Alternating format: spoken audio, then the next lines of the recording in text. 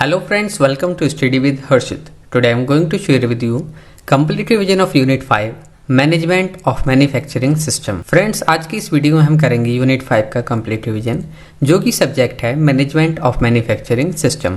तो चलिए video start करते हैं। और सभी यूनिट्स हमारे चैनल स्टडी विद हर्षित पर अपलोड हो चुकी हैं। Maintenance strategies and planning number 1 topic है हमारा maintenance strategies and planning.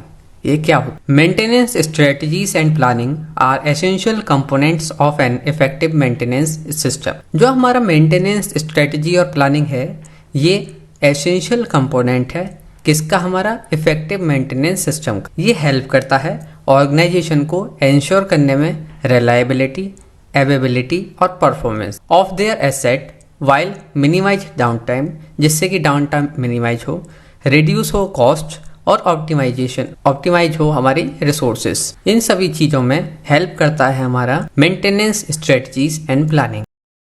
Some common used maintenance strategies and planning technique. अब ये जो हैं कुछ टेक्निक्स हैं जो कि मेंटेनेंस स्ट्रेटजीज एंड प्लानिंग की हैं, कॉमनली यूज्ड होती हैं। नंबर 1 है हमारी प्रिवेंटिव मेंटेनेंस, जिसको पीएम शॉर्ट में कहा जाता है। Preventive maintenance strategy involves performing regular inspection, servicing और repairing components based on pre determined schedule. जो हमारा प्रिवेंटिव मेंटेनेंस होती है इसमें इन्वॉल्व होता है रेगुलर इंस्पेक्शन करा जाता है, सर्विस करी जाती है, रिप्लेस करे जाते हैं कंपोनेंट्स, जो कि एक प्री डिटरमाइन पहले से शेड्यूल कर रखा है कि हमारा जो है 25 दिन बाद हमारी ये सर्विस होगी, 50 दिन बाद में ये पुर्जा चेंज होगा हमारा, वो हमने पहले से प्री डिटरमाइन कर दिया। ये किस लिए करा है? सिर्फ इसलिए जिससे कि हमें डाउन टाइम फेस न करना पड़े। हो सकता है कि हमें जो है जब ज़्यादा ज़रूरत हो मशीन की और उसी टाइम उसका जो है कोई पुर्जा खराब हो जाए या मशीन रुक जाए तो हमें बहुत ज़्यादा लॉस होगा। उससे निपटने के लिए इस चीज़ को करा जाता है। हम पहले से ही चेंज कर दें, नए पुर्जे लगा दें, मेंटेनेंस रखें तो हमें जो है इस तरीके की दिक्कत नहीं झेलनी पड़ेगी। Corrective maintenance. करेक्टिव मेंटेनेंस क्या होती है? करेक्टिव मेंटेनेंस जो है रिएक्टिव और ब्रेक डाउन मेंटेनेंस भी कहा जाता है। ये जो स्ट्रेटजी है इन्वॉल्व होता है repairing asset after they have failed. इसमें जो है जब फेल हो जाते हैं उनको रिपेयर करा जाता है। करेक्टिव मेंटेनेंस में जो है टिपिकली मोर कॉस्टली और can be lead increase down time. Corrective maintenance simply friends ये होती है, जो हमारी प्रिवेंटिव मेंटेनेंस होती है उसमें तो पहले से हम चीज को खराब होने से पहले चेंज कर देते हैं उसके पुर्जे पार्ट्स को। जो हमारी करेक्टिव मेंटेनेंस होती है उसमें इंतजार होता है, सीधी सादी लैंग्वेज में इंतजार होता है जब वो खराब होगा, जब हम उसको चेंज कर देंगे कि भाई जब तक चल रहा है जब तक चलाओ। उसमें क्या होता है हमारी जो डाउन टाइम होता है वो ज़्यादा हो जाता है और हमें जो है उसकी कॉस्ट ज़्यादा पड़ सकती है। हो सकता है कि वो जल्दी से सही ना होना था, थोड़ा सा हम प्रिवेंट कर सकते थे 1-2 हज़ार का कोई भी मेंटेनेंस का पार्ट लगाकर, वो उसकी वजह से और चीज़ भी खराब हो गई, हमें 2 हज़ार की जगह 20 हज़ार का मेंटेनेंस करना पड़ गया। तो करेक्टिव मेंटेनेंस में ये दिक्कत है। इसी को करेक्टिव मेंटेनेंस कहा जाता है, जब खराब हो जाए चीज़ उसको सही करा जाए। PDM predictive maintenance. ये क्या होता है? Predictive maintenance utilise condition monitoring technique and data analysis to predict when maintenance is required by monitoring equipment parameter such as vibration, temperature or fluid analysis. Potential failures can be detected early, allowing maintenance to be scheduled before breakdown occur. जो हमारी predictive maintenance होती है ये जो है utilise करती है condition monitoring technique का और डेटा एनालिसिस का, जिससे कि प्रिडिक्ट होता है कि जब हमें मेंटेनेंस की कब जरूरत पड़ेगी। इसमें एक मॉनिटर करे जाते हैं मशीन के पैरामीटर्स को कि वो कितना वाइब्रेशन कर रही है, क्या टेम्परेचर है, फ्लूइड एनालिसिस क्या है, क्या पोटेंशियल फेलियर है। ये सभी जो है पहले से अर्ली डिटेक्ट कर लिए जाते हैं और उनको पहले से शेड्यूल ब्रेक लेकर उनको सही कर लिया जाता है। जो हमारा प्रेडिक्टिव मेंटेनेंस है ये जो है रिड्यूस करता है अनप्लान्ड डाउन टाइम, जब हमने ना सोचा हो उस टाइम मशीन बंद हो जाए उस चीज़ को ये कम करता है, और एक्सटेंड करता है एसेट की लाइफ और ऑप्टिमाइज करता है हमारी मेंटेनेंस रिसोर्सेज को। Reliability centred maintenance RCM। ये क्या होता है? RCM is a systematic approach that focuses on optimizing maintenance tasks based on the criticality and consequence of equipment failure. It involves analyzing field mode, determine maintenance strategy and establishing maintenance interval to ensure maximum reliability at the lowest cost. Total productivity maintenance TPM। TPM का aim है maximise करना overall equipment का effectiveness को। किससे? By involving operators और in maintenance activity. It emphasise a proactive approach where operators take responsibility for basic maintenance task while maintenance team provide training, support and specialized intervention as needed. Maintenance economics topic is quantitative analysis. Maintenance economics involve the quantitative analysis of maintenance activity to evaluate their financial impact and optimize decision making. जो हमारी maintenance economics है involve करती है quantitative analysis of maintenance activities को। किस लिए? Evaluate करने के लिए उसकी फाइनेंशियल इम्पैक्ट और ऑप्टिमाइज डिसीजन मेकिंग। इसका जो एम है strict a balance between maintenance cost and asset performance overall organisation goal. इसका जो एम है बैलेंस रखना मेंटेनेंस कॉस्ट को, एसेट परफॉर्मेंस को और पूरा ऑर्गेनाइजेशन गोल को बैलेंस रखना होता है। Key quantitative analysis technique used in maintenance economics. Cost analysis. Number 1 is cost analysis. X is cost associated with maintenance activity. Include direct cost like labor, spare part, and equipment. Consider indirect costs such as production loss, energy consumption, and safety risk. Second is cost benefit analysis. Evaluate economic feasibility of maintenance decision. Compare cost with expected benefit. Quantify cost and benefit in monitoring term. जो हमारी cost analysis होती है उसमें analyse करा जाता है कि cost हमारी क्या रहेगी, इनडायरेक्ट कॉस्ट और डायरेक्ट कॉस्ट। डायरेक्ट कॉस्ट में लेबर क्या रही हमारी, स्पेयर पार्ट कितने लगे, इक्विपमेंट क्या क्या जरूरत पड़ी, और इनडायरेक्ट में हमारा प्रोडक्शन लॉस कितना हुआ, एनर्जी कंजप्शन क्या हुआ, सेफ्टी रिस्क क्या है, ये सभी कॉस्ट एनालिसिस में आएगा। और कॉस्ट बेनिफिट एनालिसिस में एवेल्युएट करा जाता है economic feasibility of maintenance decision की, और कंपेयर करा जाता है कॉस्ट को किसके साथ में, एक्सपेक्टेड बेनिफिट्स के साथ में। रिटर्न ऑन इन्वेस्टमेंट ROI जिसको कहा जाता है, इसमें कैलकुलेट करा जाता है गेन, नेट गेन कितना हमने पाया और कितना लॉस करा relative to initial investment cost. Prioritise करा जाता है investment with higher return of investment. Life cycle cost analysis, इसमें क्या होता है, एवेल्युएट करा जाता है टोटल कॉस्ट ऑफ एसेट को ओवर इट्स एंटायर लाइफ। जितनी हमारी टोटल कॉस्ट आएगी एसेट की और जितना वो चला उसको एवेल्युएट करा जाता है, दोनों चीज़ों को। कंसीडर करा जाता है एक्विजिशन, ऑपरेशन, मेंटेनेंस और डिस्पोजल कॉस्ट को। सेलेक्ट करा जाता है cost effective option, minimise total cost of ownership. इसी को लाइफ साइकिल कॉस्ट एनालिसिस कहा जाता है। Reliability centred maintenance RCM cost analysis, analyse करा जाता है कॉस्ट को associated with different maintenance task recommended by RCM, जो कि रिकमेंडेड होते हैं रिलायबिलिटी सेंटर्ड मेंटेनेंस के द्वारा। Access cost of preventive, predictive and corrective action. Consider consequence of potential failure. Key performance indicator क्या है, use quantifiable measures to access maintenance performance. Track KPI such as MTBP, MTTR, maintenance cost, maintenance backlog and OEE. Identify area for improvement and monitor impact of maintenance strategy. जो हमारे की performance indicator है इसमें identify करा जाएगा areas कहाँ पर improvement की जरूरत है और मॉनिटर करा जाता है इम्पैक्ट ऑफ मेंटेनेंस स्ट्रेटजीज को। Maintenance economics optimal number of machine. Determining the optimal number of machine depend on various factor. जो हमारा नंबर ऑफ मशीन है ये डिटरमाइन जो होता है ये वेरियस फैक्टर्स के बेसिस पर होता है, जैसे कि प्रोडक्शन डिमांड कितनी है हमारी, इक्विपमेंट यूटिलाइजेशन क्या है, मेंटेनेंस रिक्वायरमेंट क्या है हमारी मशीन की, और फाइनेंशियल कंसिडरेशन। इन सभी का ध्यान रखकर नंबर ऑफ मशीन्स का ऑप्टिमल नंबर ऑफ मशीन करा जाता है, डिटरमाइन करा जाता है। इसमें कुछ इंपॉर्टेंट थिंग्स हैं जो कि ध्यान में रखी जाती हैं। नंबर 1 है इसमें प्रोडक्शन डिमांड, कि हमारी कितनी प्रोडक्शन है की डिमांड है। अवॉइड करें इसमें कि हमारा कोई भी आइडियल टाइम ना हो, अवॉइड करें बोटल नेक्स ना हो। इंश्योर करें कि हमारा optimal number of machine can meat production demand. जितनी हमारी मशीन है वो हमारी जितनी डिमांड आ रही है उसको आसानी से फुलफिल कर सके। ये ना हो कि हमारे पास मशीन कम रह जाए। जो हमारी डिमांड है। नेक्स्ट है हमारा equipment utilisation. Evaluate utilisation rate of existing machine. इसमें जो है एवेल्युएट करा जाता है यूटिलाइजेशन रेट ऑफ जो हमारे पास एग्जिस्टिंग मशीन है। Optimise usage and implement process improvement if machine are under utilised. Consider additional machine if existing machine consistently operate at और near maximum capacity. Maintenance requirement, कब हमें मेंटेनेंस की requirement है consider करा जाए। मेंटेनेंस नीड कब है, down time of machine, additional machine की कब हमें जरूरत पड़ेगी जिससे कि हम जो है प्रोडक्शन को बिना किसी रुकावट के जारी रख सकें।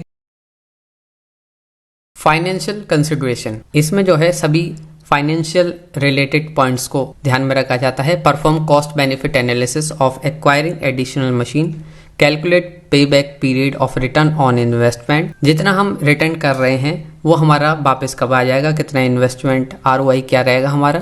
किसी मशीन पर हमने 2 लाख रुपए इन्वेस्ट करा तो वो कब तक हमें अपना जो है उसका फ़ायदा हमें मिल जाएगा और वो कब उसका जो है हमारी कॉस्ट निकल जाएगी। कि ऐसा ना हो कि हमने 2 लाख की मशीन करी और उससे प्रोडक्ट बनाए सिर्फ हमने 1 लाख के। 1 लाख में भी प्रॉफिट हमें कितना हुआ भाई 20,000 रुपये, तो हमारा 10% ही हमारा उसका सिर्फ रिटर्न आया हमारा, तो ये भी कम है। इस तरीके से मशीन को एनालाइज करा जाए फाइनेंशियल कंसिडरेशन पर भी। नेक्स्ट है हमारा स्पेस एंड इंफ्रास्ट्रक्चर की एवेल्युएट करा जाता है उसमें कि हमारे पास कितना अवेलेबल स्पेस है और क्या इंफ्रास्ट्रक्चर है एक्स्ट्रा मशीन के लिए। कंसीडर करा जाता है कितने फ्लोर स्पेस है, यूटिलिटीज और वेंटिलेशन क्या है, सेफ्टी रिक्वायरमेंट क्या है, इन सभी का ध्यान रखा जाता है स्पेस और इंफ्रास्ट्रक्चर में। Future flexibility and growth. Future flexibility और ग्रोथ क्या है। Be aware of potential expansion and shifting manufacturing need. Take into account business expansion objectives, market trend and possible product diversification. Choose a number of machine that enable flexibility and scalability. आप जो है future के हिसाब से भी आप ध्यान में रखते हुए अपनी मशीन का नंबर से डिसाइड करें कि हमें कितनी मशीन चाहिए। कि हो सकता है कि आगे ट्रेंड चेंज हो जाए, मार्केट को एनालाइज करें अच्छे से कि जो हम स्केलेबिलिटी भी प्रोवाइड हो, फ्लेक्सिबिलिटी भी हो हमें, और जो है हमारा जो है लॉस ना हो कि ट्रेंड चेंज हो जाए और हमने दूसरे ट्रेंड की मशीन्स पर ज़्यादा इन्वेस्टमेंट कर दिया। उन सभी चीज़ों का ध्यान रख के ऑप्टिमम नंबर ऑफ मशीन को सेलेक्ट करा जाता है। रिप्लेसमेंट स्ट्रेटजीज एंड पॉलिसीज, ये क्या होती हैं। Replacement strategies and policy are approaches used to determine when and how to replace asset और equipment within an organisation. जो हमारी रिप्लेसमेंट स्ट्रेटजी है और पॉलिसी है, ये जो है अप्रोच है यूज करी जाती है डिटरमाइन करने के लिए कब और कैसे रिप्लेस करा जाए एसेट्स को और इक्विपमेंट को विद इन एन ऑर्गेनाइजेशन। ये जो स्ट्रेटजी और पॉलिसी है हेल्प करती है इंश्योर करने में कि हमारे जो एसेट्स हैं रिप्लेस्ड हों एट द ऑप्टिमल टाइम, जिससे कि मैक्सिमाइज हो हमारी एफिशिएंसी, मिनिमाइज हो हमारा डाउन टाइम और कंट्रोल हो हमारी cost. Some common replacement strategies and policy. कुछ कॉमन रिप्लेसमेंट स्ट्रेटजी और पॉलिसी हैं, उनके बारे में हम जानते हैं। प्रिवेंटिव रिप्लेसमेंट में क्या होता है, जैसा कि हम नाम से ही समझ रहे हैं कि जो हमारा एसेट है वो रिप्लेस कर दिया जाएगा रेगुलर इंटरवल के पर और प्री डिटरमाइंड टाइम पर, कि हमें जो है ये मशीन 6 महीने तक ही चलानी है। अगर चलती रही फिर भी हमें 6 महीने बाद रिप्लेस करनी है और नहीं चली तो वो अलग बात है। तो ये प्रिवेंटिव मेंटेनेंस में रहेगा कि जिससे कि हमें जो है कोई डाउन टाइम ना फेस करना पड़े। नेक्स्ट है हमारा एज बेस्ड रिप्लेसमेंट। इसमें क्या होता है, जैसा कि हम नाम से जानते हैं एज बेस्ड, इसमें जो है पॉलिसी काम करती है according to the based on their age और एक्सपेक्टेड लाइफ स्पेन। और ये जो हमारी एज बेस्ड रिप्लेसमेंट पॉलिसी है ये जो है कंसीडर करती है फैक्टर्स जैसे कि हिस्टोरिकल एसेट परफॉर्मेंस क्या है, मैन्युफैक्चरर रिकमेंडेशन क्या है, इंडस्ट्री के स्टैंडर्ड क्या है और हमारा एवरेज एसेट लाइफ स्पेन क्या है। इन सभी को ध्यान में रखा जाता है। कंडीशन बेस्ड रिप्लेसमेंट, हमारा जो कंडीशन बेस्ड रिप्लेसमेंट होता है इसमें जो है रिप्लेस करा जाता है एसेट्स को कब, जब उनकी कंडीशन खराब हो जाती है और वो जो है बिल्कुल खराब होने की कंडीशन में पहुंच जाते हैं। Use condition monitoring technique like inspection and preventive maintenance, इससे बचने के लिए यूज करा जाता है इंस्पेक्शन और प्रिवेंटिव मेंटेनेंस, जिससे कि मिनिमाइज हो रिस्क ऑफ अनएक्सपेक्टेड फेलियर का और ब्रेकडाउन का। नेक्स्ट है हमारा risk based replacement. Risk based replacement क्या होता है? इसमें रिप्लेस करे जाते हैं एसेट्स को बेस्ड उनकी level of risk associated with continue operation, उनके लेवल के बेसिस पर उनको चेंज रिप्लेस करा जाता है। Conduct risk assessment and cost benefit analysis, conduct करा जाता है रिस्क असेसमेंट को और कॉस्ट बेनिफिट एनालिसिस को।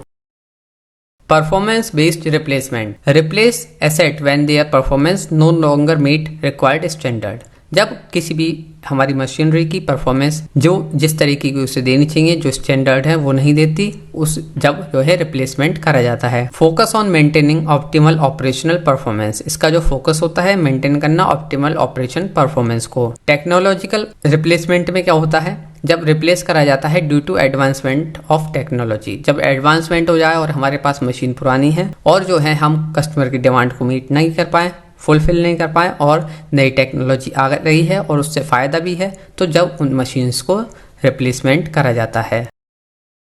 Economic service life, economic service life क्या है?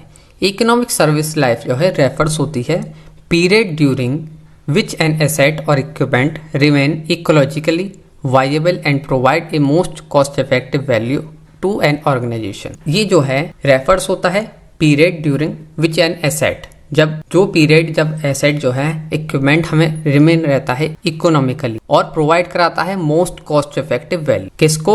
ऑर्गेनाइजेशन को। It is the duration at which the total cost of owning, operating and maintaining the asset are balanced with the benefit derived from its use. जब हमारी सारी cost उसकी खरीदने की, operating की और मेंटेनेंस की वो सभी निकल रही हो, जब जितना हम उससे यूज ले रहे हैं तो वो हमारा इकोनॉमिक हुआ, और जब अगर उसकी कॉस्ट मेंटेनेंस की ज़्यादा हो जाए, वर्क हमारा कम हो, तो वो हमारा जो है नेगेटिव में पहुंच जाएगा। The goal of assessing economic service life span is to determine optimal point, इससे डिटरमाइन करा जाता है, गोल है इसका optimal point at which the cost overweight, जब कब हमारी कॉस्ट उससे ज़्यादा हो रही है मेंटेनेंस की, वही टाइम हमारा बेस्ट टाइम है रिप्लेसमेंट का। जिस टाइम हमारी कॉस्ट जितना हमने लगाया मशीन के ऊपर उतना ही हमें रिटर्न हो रहा है उससे, तो वो बेस्ट टाइम है, रिप्लेस कर दो। नहीं तो आप अब घाटे में थोड़ी चलाओगे, आप जो है मेंटेनेंस ज़्यादा कर रहे हो, उससे प्रोडक्शन आपको कम हो रहा है, तो ये आपके लिए लॉस की चीज़ हो गई, तो उससे पहले ही आपको जो है वो रिप्लेस कर देनी चाहिए। इस चीज़ का ध्यान रखा जाता है, इसमें इसी चीज़ को करा जाता है। अब कुछ पॉइंट हैं जो कि रिलेटेड हैं इकोनॉमिक सर्विस लाइफ स्पैन से। उसका कॉस्ट कंसिडरेशन इवेल्युएट करा जाता है, कॉस्ट एसोसिएटेड, क्या उसकी कॉस्ट है उसे रखने की, ऑपरेट करने की, उन सभी चीज को, क्या एनर्जी कंजप्शन है, डिस्पोजल कॉस्ट क्या है, इन सभी चीज को ध्यान में रखा जाता है। रेवेन्यू एंड बेनिफिट में कंसीडर करा जाता है रेवेन्यू और बेनिफिट जो कि जनरेट हो रहे हैं हमारे एसेट्स के, जैसे कि प्रोडक्टिविटी क्या है उसकी, इम्प्रूव प्रोडक्टिव क्वालिटी क्या है, एनर्जी सेविंग क्या है, इन सभी चीज का ध्यान रखा जाएगा। कैश फ्लो एनालिसिस में एस्टिमेट करा जाएगा future cash flow associated with an asset, projecting cost and benefit over it's remaining life span.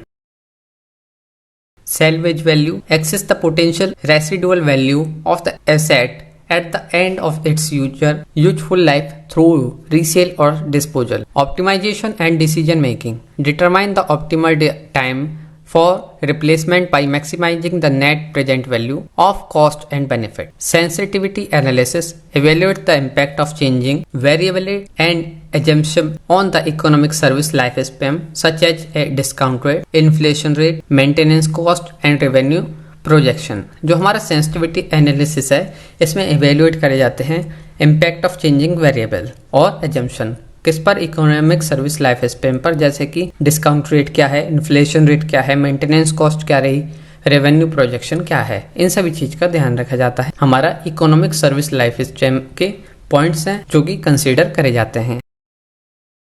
Opportunity cost, opportunity cost क्या है? अपॉर्चुनिटी कॉस्ट जो है रेफर्स होती है पोटेंशियल बेनिफिट और value that is foregone when choosing one alternative over another. It represent the cost of not pursuing the next best alternative or the value of the next best opportunity that could have been chosen. Key points of opportunity cost is number 1 decision making. Opportunity cost play a crucial role. जो हमारी opportunity cost है play करती है important role किसमें? Decision making में.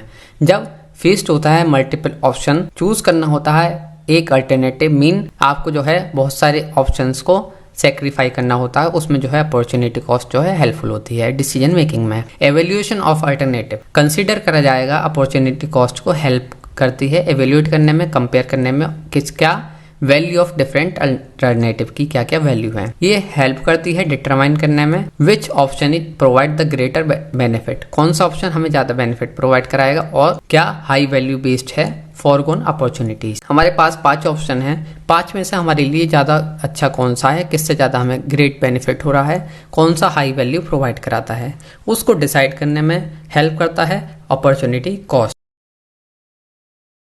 Opportunity cost key point time and resources. Opportunity cost is particularly relevant when allocating scarce resource or time. Choosing to allocate resource to one project or activity means foregone the opportunity to allocate those resources to another project or activity. Value assessment. Opportunity cost allow for a more comprehensive assessment of the value or benefit associated with different choice. It consider both the direct benefit of the choose option and indirect cost of foregone alternative. हमारे इसमें value assessment में दोनों को consider करा जाता है. Direct benefit क्या है जो हमने ऑप्शन चूज करा है, और इनडायरेक्ट कॉस्ट क्या हुई जो हमने उसको अल्टरनेटिव को जाने दिया. इन सभी चीज को ध्यान में रखा जाता है.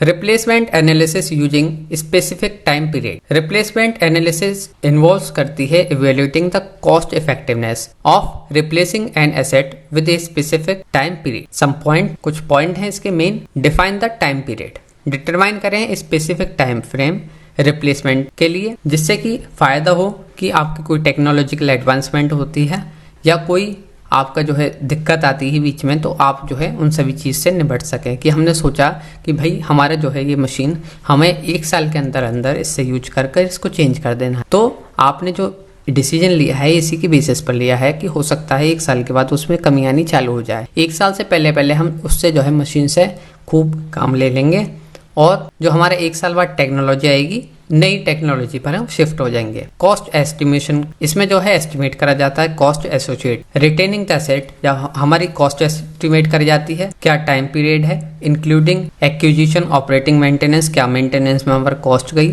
डिस्पोजल कॉस्ट क्या है, इन सभी चीज को ध्यान में रखा जाता है.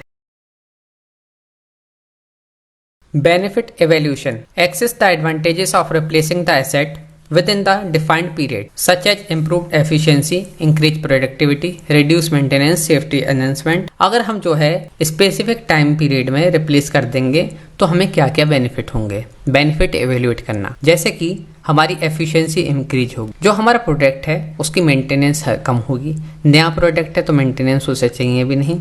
सेफ्टी एनहेंसमेंट होगा, सेफ्टी की नई चीज आएंगी, और हमारी जो है नई चीज आएंगी, प्रोडक्टिविटी इंक्रीज होगी, टाइम कम होगा प्रोडक्शन का. इन सभी बेनिफिट्स का हमें ध्यान में रखा जाता है, इवेल्युएट करा जाता है. कैश फ्लो एनालिसिस, इसमें कंपेयर करा जाएगा कैश का इनफ्लो और outflow of retaining versus replacing of asset, consider timing and magnitude of cost and benefit over the specific time period. इसमें जो है कंपेयर करा जाएगा कैश का इनफ्लो और आउटफ्लो को. ध्यान में रखा जाएगा कि हमारी जो टाइमिंग है कंसीडर करा जाएगा, और क्या उसकी कॉस्ट रहेगी, क्या बेनिफिट होंगे हमारे जो है किस टाइम पर हमें ये रिप्लेस करनी है.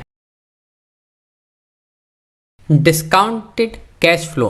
Apply a discount rate to future cash flow to determine their present value factoring in the time value of money. Net present value calculation. Calculate the net present value by subtracting the present value of cost from the present value of benefit. जो हमारी net present value है calculate कैसे होती है. Net present value को calculate करने के लिए आप सब्ट्रैक्ट करेंगे प्रेजेंट वैल्यू ऑफ कॉस्ट की, किससे, प्रेजेंट वैल्यू ऑफ बेनिफिट से, तो आपकी कैलकुलेट हो जाएगी.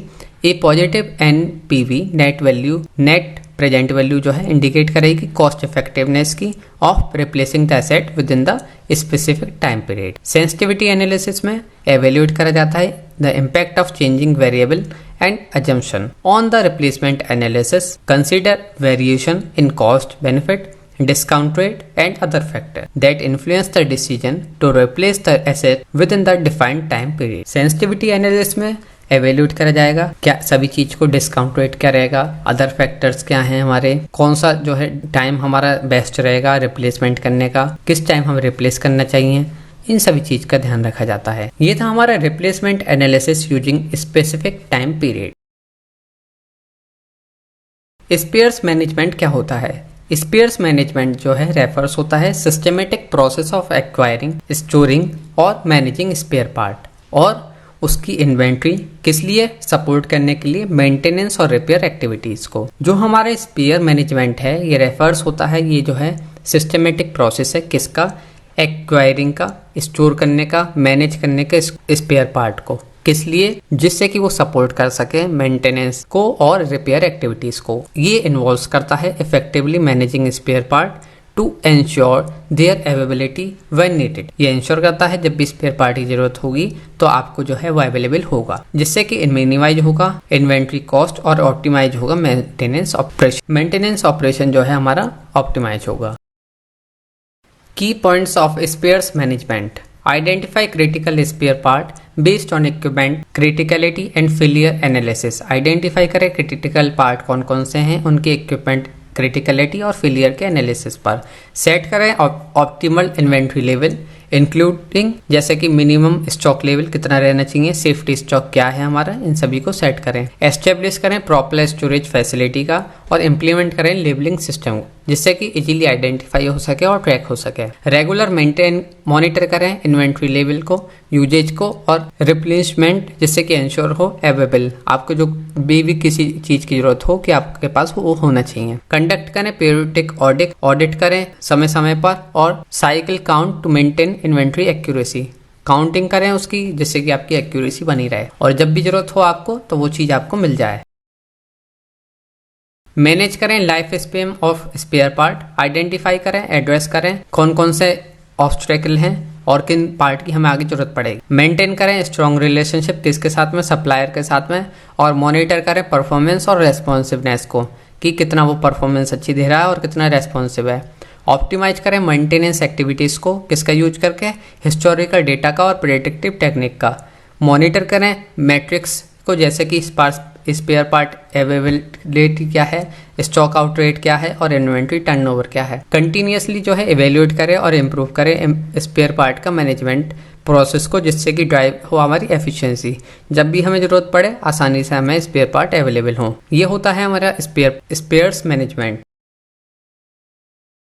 Maintenance records. Maintenance record are important documents that capture detailed information about maintenance activity performed on equipment और asset. जो हमारा maintenance record है ये जो है important document है जो कि कैप्चर करते हैं डिटेल्ड इन्फॉर्मेशन किसके बारे में, मेंटेनेंस एक्टिविटीज जो कि परफॉर्म्ड हुई हैं हमारे किसी भी इक्विपमेंट पर और एसेट पर। ये जो रिकॉर्ड है ये सर्व करता है एज ए हिस्टोरिकल रेफरेंस, पुराना रेफरेंस के हिस्टोरिकल रेफरेंस के तरीके से सर्व करता है और प्रोवाइड कराता है वैल्यूएबल इंसाइट जिससे कि हमारी मेंटेनेंस प्लानिंग में, ट्रबल शूटिंग में, कंपाइलेंस में और डिसीजन मेकिंग में हेल्प हो सके।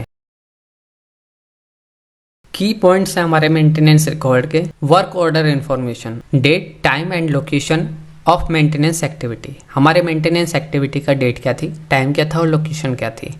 यूनिक आइडेंटिफायर, डिस्क्रिप्शन और लोकेशन ऑफ द इक्विपमेंट और एसेट, क्या उसकी लोकेशन थी, क्या उसकी यूनिक आइडेंटिफायर थी, सब चीज़ के डिटेल होगी उसमें। वर्क ऑर्डर नंबर क्या था और रेफरेंस क्या था। मेंटेनेंस रिकॉर्ड में ये सभी पॉइंट्स का ध्यान रखा जाता है। डिटेल्ड डिस्क्रिप्शन, क्या टास्क हमारा परफॉर्म हुआ, क्या चीज़ बदली गई, कितना ड्यूरेशन टाइम लगा हमें कंप्लीट करने में उस टास्क को, इसकी सभी इन्फॉर्मेशन हमारी इसमें होनी चाहिए मेंटेनेंस रिकॉर्ड में। पार्ट और मटेरियल का क्या यूज हुआ, लिस्ट होनी चाहिए पार्ट्स की, मटेरियल की और कंज्यूमेबल यूज की। कितने नंबर ऑफ पार्ट क्वांटिटी की यूज हमें आया, कॉस्ट क्या रही हमारी ईच पार्ट की और मटेरियल की। लेबर और रिसोर्सेस नेम होना चाहिए, क्या रोल है, maintenance personal involvement, hour of work कितना लगा इंडिविजुअल का और टीम का, सबका डिटेल्ड रिकॉर्ड मेंटेनेंस रिकॉर्ड में होता है। मेंटेनेंस शेड्यूल एंड फ्रीक्वेंसी, क्या शेड्यूल है मेंटेनेंस का, क्या फ्रीक्वेंसी है, प्लान्ड मेंटेनेंस शेड्यूल और interval, impact of maintenance on equipment availability and up time, equipment history क्या है, लॉग ऑफ प्रीवियस मेंटेनेंस हमारी क्या है, event and activities, repair replacement और मॉडिफिकेशन परफॉर्म्ड क्या है हमारी, ये सभी चीज़ का जो है मेंटेनेंस रिकॉर्ड में कंसीडर करा जाता है, रिकॉर्ड रखा जाता है। ये था हमारा कंप्लीट रिवीजन ऑफ यूनिट 5 का। फ्रेंड्स, और सभी यूनिट्स का 1 2 3 4 यूनिट्स का कंप्लीट रिवीजन हमारे यूट्यूब चैनल स्टडी विद हर्षित पर अवेलेबल है, आप ज़रूर चेक करें। All the best for your exam, और इस वीडियो को अपने फ्रेंड्स के साथ जरूर शेयर करें और वीडियो को लाइक करें, चैनल जरूर सब्सक्राइब करें। All the best, thank you so much.